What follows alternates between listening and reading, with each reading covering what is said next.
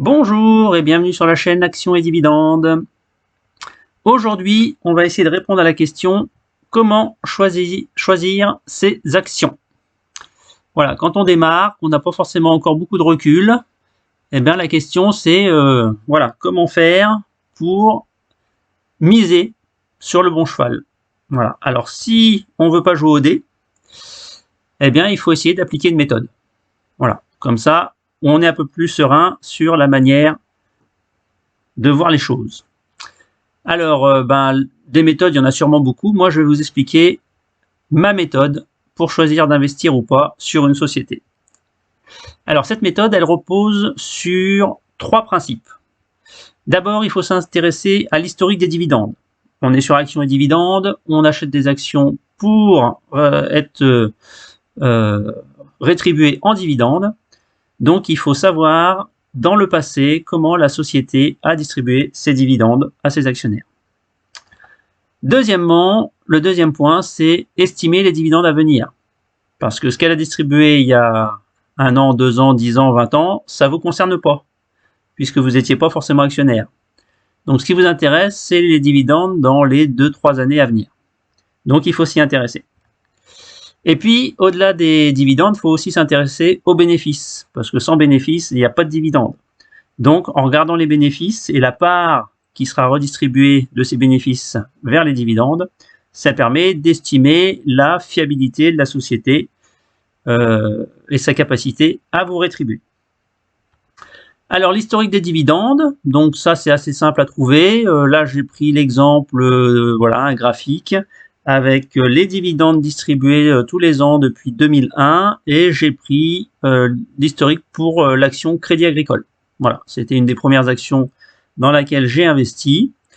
Donc du coup je vais m'en servir comme support. Je vous invite pas forcément à l'acheter, mais en tout cas je me sers de cet exemple pour vous montrer la manière d'approcher l'historique des dividendes pour essayer de comprendre pourquoi une action est par moment redistributrice de dividendes et parfois non.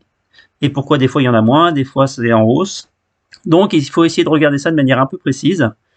Et voilà, Crédit Agricole, c'est pour moi un bon exemple, puisqu'on voit que depuis le début des années 2000 jusqu'à la crise de 2008, voilà, on voit qu'on avait plutôt des dividendes en hausse. Donc tous les ans, on pouvait s'attendre à avoir entre 80 centimes et jusqu'à 1,20 € de dividendes. Voilà. Et puis 2008 arrive, donc là, voilà, grosse panique sur les marchés, grosse récession, 2011-2012 même rien de distribué, et on se remet un peu en selle à partir de 2014-2015, avec à nouveau une progression des dividendes. Et puis arrive le Covid, 2019, donc là, hop, on voit une grosse chute des dividendes, et puis 2020-2021, voilà, on repart à la hausse, avec même en 2021 en fait des dividendes un peu en trompe-l'œil, puisqu'en fait là on a 0,85 € par action en 2021. Or en fait ce qui est distribué c'est 1,05 € parce que les 20 centimes de 2019 en fait étaient distribués en 2021. C'est donc un report de dividendes. Donc voilà, on avait un dividende un peu exceptionnel en plus, donc pour un total de 1,05. Mais il faut garder en tête qu'on était plutôt à 0,85. Donc quand même en progression par rapport à 2020 où on était à 0,80. Voilà. Donc quand on regarde ces graphiques-là, moi, en tant qu'actionnaire, je suis un peu rassuré puisque je vois qu'on a des dividendes qui sont quand même versés régulièrement. Ils sont plutôt en croissance quand l'économie va bien. Et quand l'économie va mal, voilà, ils sont un peu moins intéressants, voire des années où il n'y en a pas eu du tout, mais enfin ça reste exceptionnel. Mais l'idée, voilà, on s'aperçoit quand même que le Crédit Agricole essaye quand même de rémunérer ses actionnaires, donc ça nous intéresse. Alors, on a vu les dividendes passés, il faut s'intéresser aux futurs dividendes.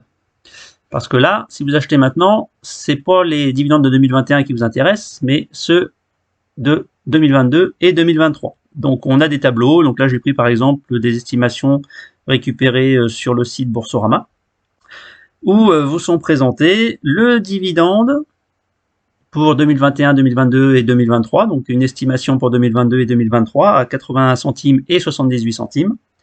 Et puis, donc je vous rappelle ici en fait c'est 0,85 plus 0,20 centimes enfin 20 euros, 0,20 euros, donc 20 centimes pour 2021. Donc, on compare plutôt 0,85 à 0,81 et à 0,78 euros. Donc, on est plutôt en baisse. Mais vous comprenez bien que dans une conjoncture économique un peu compliquée, avec la situation géopolitique vraiment très compliquée, qu'on ait plutôt une baisse de la distribution de dividendes, ça va être assez logique par rapport à l'évolution des bénéfices des sociétés. En tout état de cause, avec un rendement calculé sur la base au 2 juillet 2022 d'une action à 8,73 €, on a un rendement en 2021 de 11,44, en 2022 de 8,85 et en 2023 de 8,50. Alors le 11,44, il est un peu bâtard parce que en fait les 1,05 € de dividendes ont été distribués au mois d'avril 2022 et au mois d'avril 2022, l'action n'était pas à 8,73.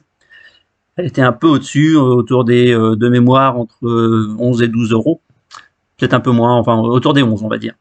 Donc voilà, ce rendement il était quand même plutôt à 10% ou un peu moins. Mais ce qui est intéressant de voir, c'est que à 8,73 pour l'année 2022, les 80 centimes et les 78 centimes vous donneront quand même des rendements qui sont supérieurs à 7%. Alors nous, c'est ce qui nous intéresse, hein, on cherche des actions qui rétribuent à plus de 7%. Donc on a bien sûr un dividende en baisse, mais des rendements toujours très attractifs. Donc en tant qu'actionnaire, ça m'intéresse de creuser un peu plus loin dans cette action, parce que je trouve que mettre mon argent là, c'est quand même intéressant en termes de rendement. Alors pour aller plus loin, il faut regarder au-delà des dividendes, les bénéfices. Donc le bénéfice par action. Donc on va reprendre le même tableau, mais avec une ligne supplémentaire, qui est donc ici le bénéfice net par action. Alors on voit qu'en 2021, donc, le bénéfice était de 1,69 €, que si on fait un petit ratio 1,05 sur 1,69, on a un taux de 62%.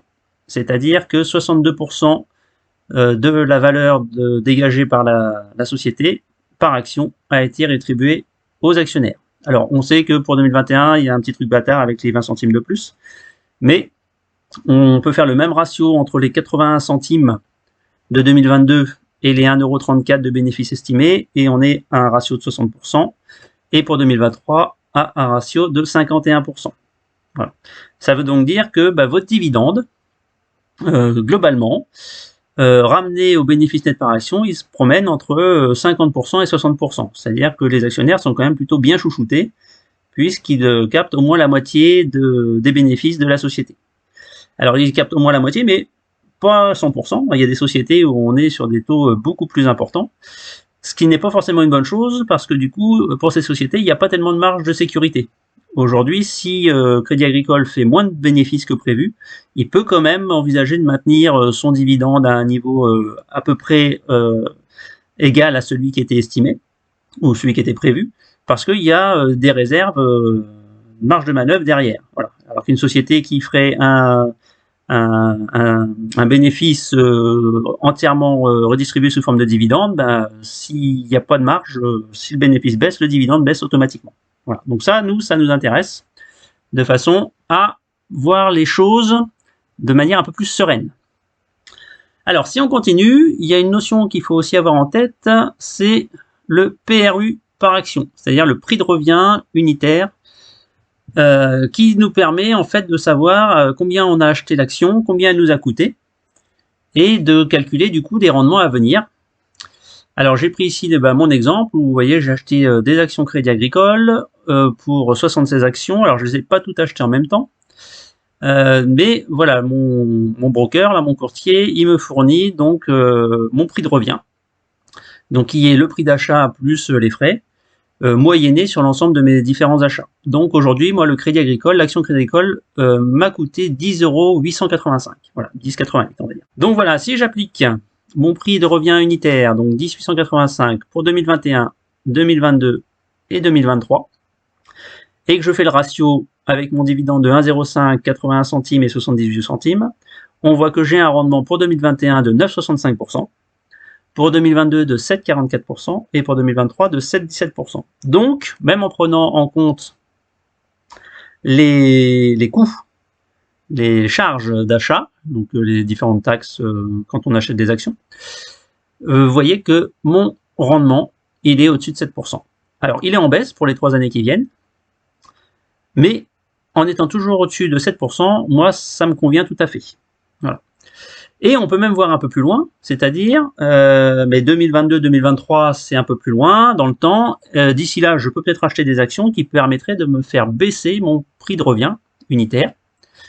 Et notamment, puisque aujourd'hui, j'ai un prix de revient à 10,885, il est tout à fait possible de le faire baisser à 10 voire 9 euros, puisque j'ai un cours, donc là c'était au début juillet là 2022, de 8,73. Donc si aujourd'hui ou demain ou voilà j'achète des actions Crédit Agricole à ce niveau-là, je vais baisser mon prix de revient unitaire et donc améliorer mon rendement.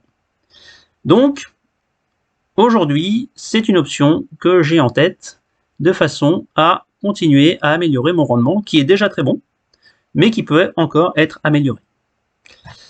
Voilà, alors rappel important, donc je ne suis pas du tout conseiller financier, je vous explique simplement la manière dont moi j'aborde la bourse, la manière dont j'applique des méthodes de façon à acheter de manière la plus sereine possible, avec le moins de risques possible, mais en suivant voilà une feuille de route. Et après, je sais pourquoi j'ai acheté une action, et en général, quand on sait pourquoi on l'a acheté, on se mord moins les doigts à se dire mince, j'aurais pas dû l'acheter. Voilà, moi avec des rendements tels que je vous ai présentés là, ça me paraît tout à fait intéressant de continuer à investir par ce moyen-là.